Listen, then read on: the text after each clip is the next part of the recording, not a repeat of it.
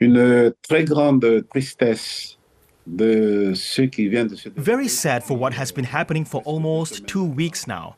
Compared to what we experienced 40 years ago, what we should remember is that we were on the verge of civil war here in New Caledonia. We noted that when President Macron came to power in May 2017 and when he made his first trip here to New Caledonia in May 2018, he said in his speech, France would not be as beautiful without New Caledonia. And we thought to ourselves, the French government has changed its stance. It was going to take sides. Macron was going to take up the cause of the loyalists. Then the 2021 referendum. We begged President Macron to postpone. He actually chose sides to keep New Caledonia part of France, regardless of the cost. It is these 3 years of frustrations, of humiliation of the Kanak people who at some point said to themselves that this process must be stopped and has led to the Kanak revolts for 2 weeks now. The call was for dialogue. Macron is in New Caledonia. What do you want from the French president? En tout cas, franchement, nous n'attendons rien. In any case, frankly, we don't expect anything because of what we've been doing with all these demonstrations, these mobilizations. Thousands of young people have risen to defend their land, to stop assimilation, to defend the independence of their country. For the FLNKS to move forward, the President of the Republic must answer a single question. That is, Mr. President, will you withdraw the constitutional revision of the electoral laws? It's this law that the President absolutely must remove for the horizon to clear. Changes to the electoral roll and questions around independence are obviously at the heart of the issue. But what has caused the explosion in unrest and division at this moment? Well,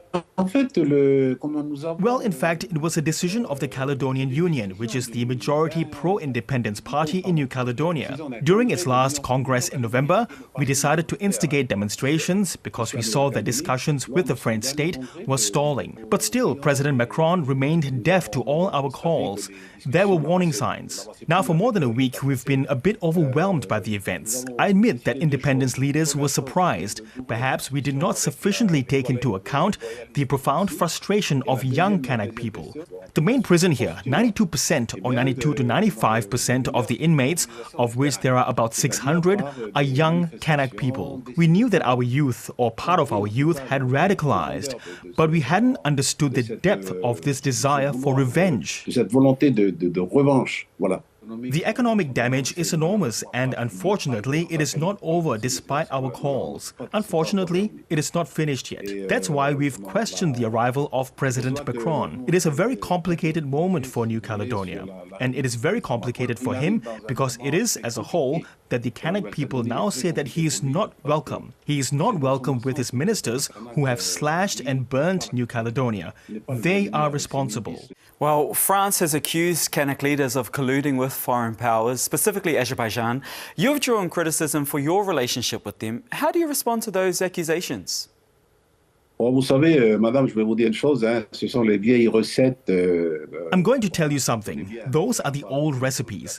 We know a lot about colonizing countries, especially France.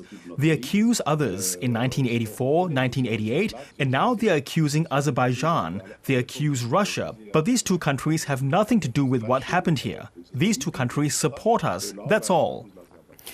So these recent tensions have divided New Caledonia, but we also see a lot of solidarity between people. Is peace possible? Ah, ben voilà, ça c'est tout le... Well, there you go, that's all. That is the whole problem, because amongst all this bad news, we are seeing a lot of acts of solidarity. Because we are here, because we live, because we are a peaceful people. So what I can say is that lasting peace is possible, it is necessary. We are going to have to face our youth who are going to be completely radicalized. And we don't want that. And that is why we are strongly criticizing the French government. And so this peace is possible, on the condition that France must play fair. But yes, I believe in peace. It is possible. Ole team, Mr. Wamytan, thank you for your time. Thank you so much.